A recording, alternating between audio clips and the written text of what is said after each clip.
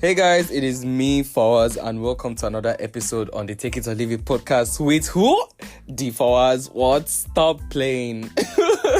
So yeah, today's episode is episode 4. You guys loved the last episode, spilling some tea. So yeah, I wanted to do a part 2, but because of some certain reasons, I wasn't able to. So yeah, today's episode is going to be about parents, and there are some hot takes that I have for us today. So let's get started. Before I even begin with anything, let me just say it. You cannot have a child if you are not ready for the responsibilities of a child. Don't have a child when you know you are not capable of the responsibilities of having a child. And that brings me to my first point. Being a parent is more than just providing for a child. It's just more than that. You have responsibilities, you have duties, you have things that you're supposed to do as a parent. And that's one of the reasons why I will not even advise, young people that are in their 20s. Like, if you're not self-made, like if you don't have the funds, if you don't have the, knowledge, I know experience also comes with, age, there's some, and experience comes with age, but there are some people who have experienced grown-up stuffs at a very young age, or some people who had to grow up really fast. So I can't really talk much about experience here, but I know that, like, if you want to take good care of a child, you want to take good care of your responsibilities, you want to make sure you have fulfilled your responsibilities. Money is one of the major things there, because you have to provide for the child, provide shelter, provide food, provide essential schooling, education. Like, all these things are things that you cannot just have a child and not let the child have. Like, you cannot provide it for the child. Like, if you cannot provide those things for a child, like, what exactly do you not have a child for? So don't have a child if you know you cannot fulfill those responsibilities. And like, it's not all about the responsibilities. It's not all about the responsibilities. It's also about loving the child, embracing the child, supporting the child. I feel like one of the main mistakes parents of our own generation, which is Gen Z, make, more than 80% of them, is that they just do their responsibilities and they expect you to do it back. Let me explain. It's just like, I'm the one taking you to school, you must bring good grades. I'm not saying that you should not have good grades. Of course you must have good grades, but it's like, you must have good grades, but still, like, you must show that child support. Help them in this, help them in that. Some parents, they're just always like, we've already paid you to go to school. Why can't you learn it? Why are you bringing the assignment home to me? Why are you doing that? Why are you doing... No, it is not supposed to be like that. It's supposed to be different. You're supposed to sit the child down. I know I can't really talk more on, like, because I don't have a child yet. I'm just like, I'm still very young. But like, from my own observations of things, that's just what I'm speaking on. And also, like, discussing with people too. I'm just speaking on it, you get? So don't hold me by my neck saying, you don't have a child, so why are you talking? Calm down, okay? Daddy, chill. So it's about loving the child, it's about embracing the child, it's about supporting the child, and just love really goes a long way. Majority of the people in my own generation, I feel like one of the things they are also lacking to a certain extent is parental love, because it's like, most of the parents, they just do their duties and that's all. They just do their duties and that's all. Like, they don't really care. Some care, but it's just like, go to school, give me good grades. Go to this, do this. Go to this. It's like a give and take kind of relationship, and it's not supposed to be like that. And that's why you see some parents and some children having issues where it's like, I want you to be a lawyer.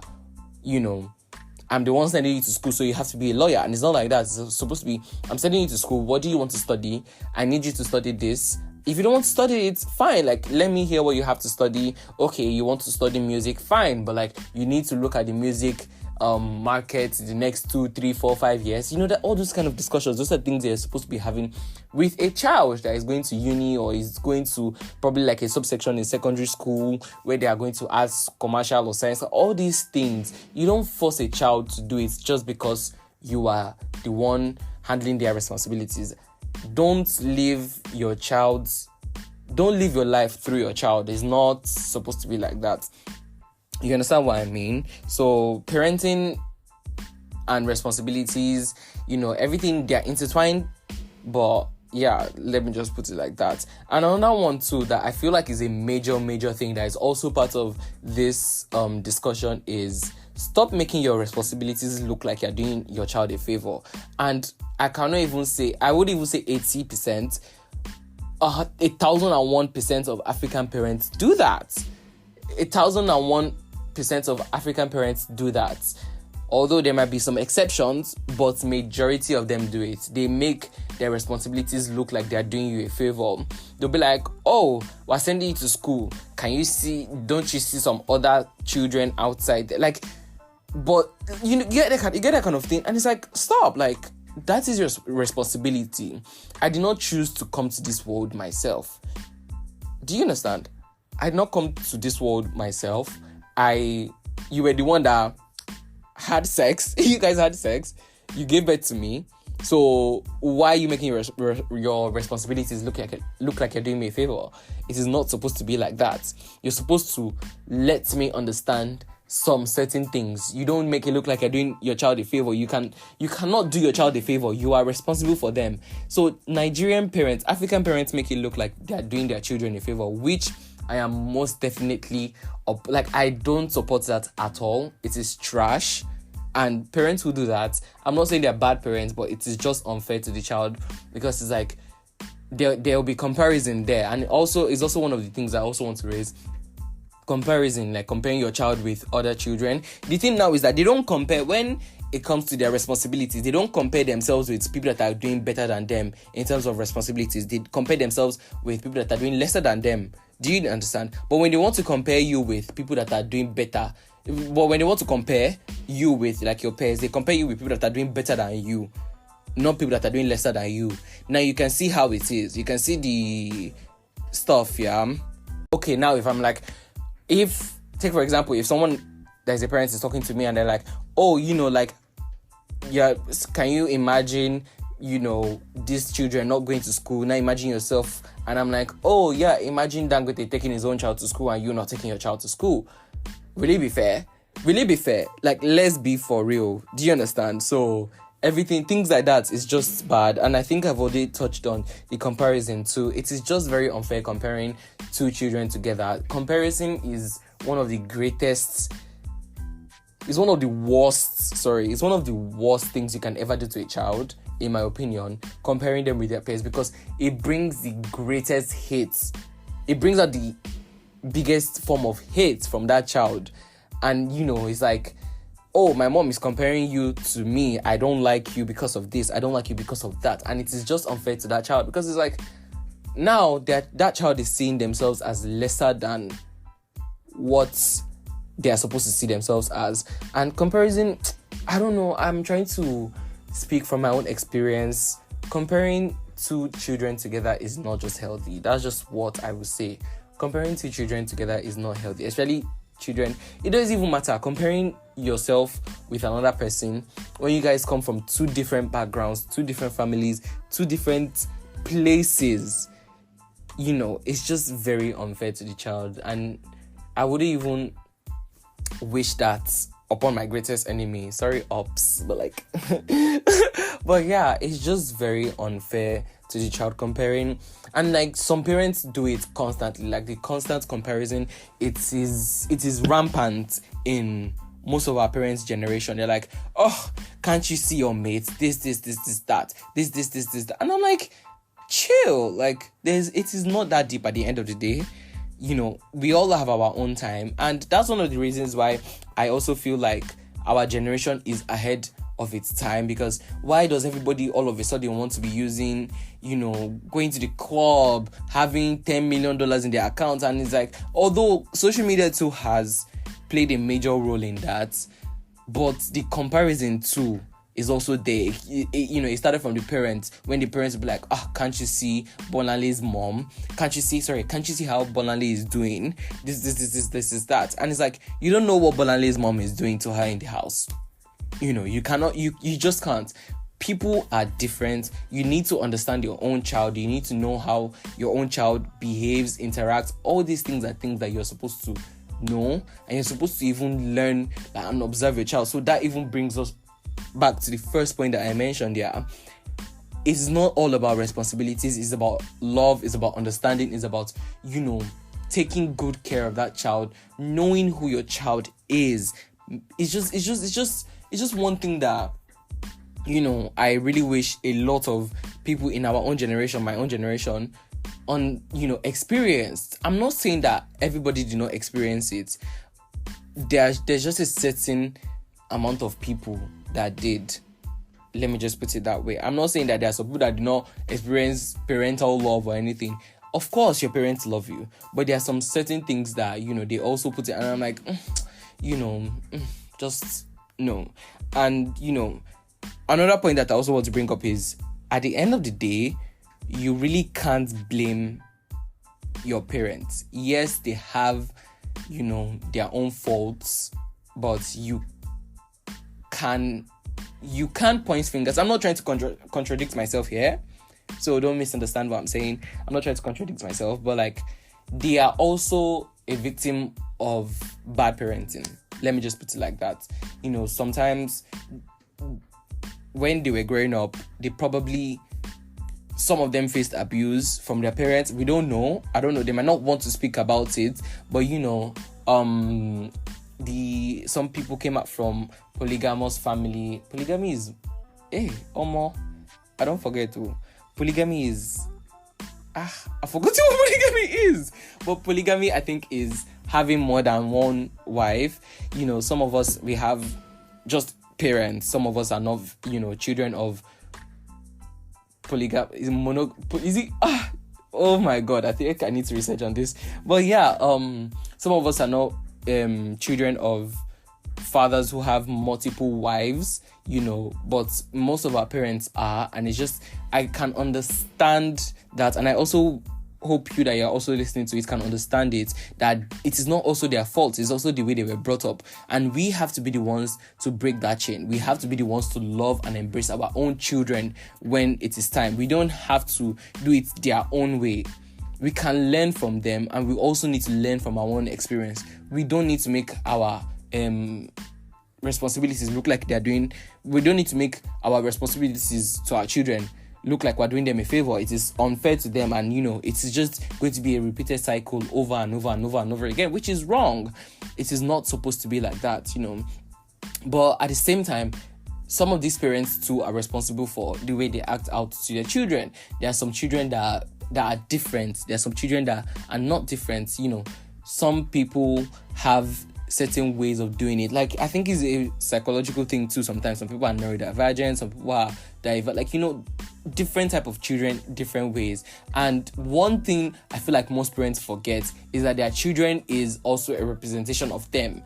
Their children acts too is also a representation of them, their attributes, their everything. That's why you see most children look like their parents. Come on now, be for real. So if your child is taking a certain behavior from you, or has taken a certain behavior from you, who are you to? I'm just joking. But I really urge parents to oh my God, excuse me. I really urge parents to also learn from their children, to also be like, okay, this is what they want, and let children be children. Don't make it look like they need to grow up fast. Don't put them in positions whereby they have to learn quick things. Learning is a process. Everybody learns every single day. You might not know something today, doesn't mean you're a failure. Don't make it look like your child is a failure because they don't know something a particular day. You teach them, you let them learn. And when they learn, you keep on teaching them over and over and over and over again. That's just the process of life. Life is not that deep. At the end of the day, it is not deep. Come on now. So it's just something that I also feel we need to understand, is that some of our parents are also victims of bad parenting. So if, in as much as they also have their own stuff, we need to understand that, okay, this is actually the cause of it. This is what caused it. This and that. And one thing that I also want to raise that is a bit, tricky is discipline in African households. Some parents discipline their children, and it's just let's say it is out of the norm. It is just out of the norm. Like, come on. Like, it is just crazy.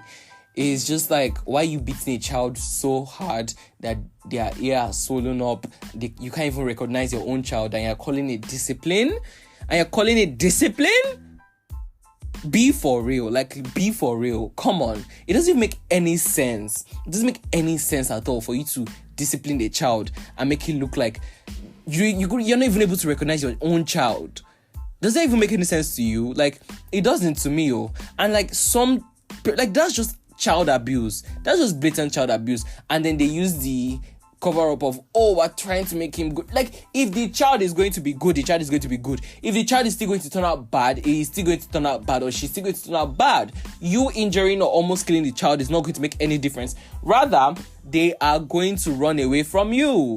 They are going to try as much as possible to hide things from you, because they know the repercussions of things. And when you find out that they are doing this certain thing, instead of them approaching you and asking questions or letting you know when the thing happens, they will hide it from you, because they know that when you find out, you are going to injure them or almost send them to heaven. So let us know what we're doing here. Child abuse is not something.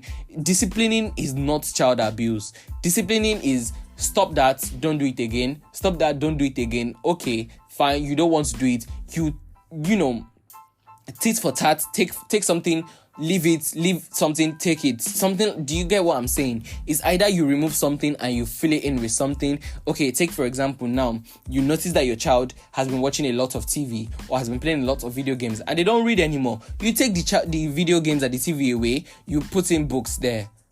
That is discipline, in my own opinion. You take for something and replace it with something, and you say, okay, when you read for 2 hours, you are able to watch TV for 1 hour. That is discipline. Or, like, does that not make sense to you? Rather than, your child is watching TV, and then you slap the child, you hit the child, you send the child to heaven. You almost want to send the child to heaven just because they're watching TV, and they choose, just because they don't want to read. Like, be for real. Does that make any sense? There are some things that I see and I read and I'm like, this doesn't make any sense at all from a parent that is grown up. And that even brings us back to one of the first points. That takes us back to the first point. You need to love your child, but because if you love your child, you would not want to send your child to heaven. And it's just facts. Like, if you really love your child, you would not want to send your child to heaven. It's just common knowledge that I feel like we in our own generation, Gen Z, need to learn. Some of these parents might not learn. So you that you're listening to it, you might have been, grown. You're probably 18, 19, 20, like your parents might not really talk to you like that. So it is up to us to learn all these things and be like, okay, this is what I want to do with my child. This is what I want to do with my child. And like, we grow and evolve from the previous teachings that, we have experienced from our own children, because it is very unfair to our own children if we continue this cycle, and it's just really bad. One thing that I would conclude with, because I don't want to bore you guys, is at the end of the day, our parents do love us. Our parents do love us, and it's just the approach is sometimes terrible. The approach can be very mean, but is the typical way, is the way that they have been taught. Do you get? Like, it's the way they've been taught, but that doesn't mean we as a generation or we as human beings need to embrace that way that they taught us to. We need to learn how to find new ways to show love to our children, show that, okay, this is what I want you to do, encourage them, love them, not almost send them to heaven by beating the living God knows what out of them. All these things are things that are just a learning process too, and I just hope, our generation doesn't repeat the same cycle, and in the nearest future we're not even hearing about anything called child abuse. And even if something like that is going to happen, it's going to happen in little percentage, and we are able to control it and we're able to curb it out. So that's just basically it. And don't hate your parents. Some people do hate their parents, and I don't know how that is possible. They can be annoying, but you just need to fashion some things that they do. It's all a learning process, and you can listen to this with your parents too. So have a clearer, just to have a clear vision on how they feel. It depends on you. It depends. So thank you so much for listening. And another episode, our last episode, or second to the last episode, will be coming out soon. I know the last time I uploaded was 19th of May. I have been busy with work, so don't judge me. I've been busy with work. So thank you so much for listening. I really appreciate and love you guys so much for the constant support. It really means a lot to me. Honestly, it means a lot, and I love you all so much. Bye guys. Bye. Bye guys.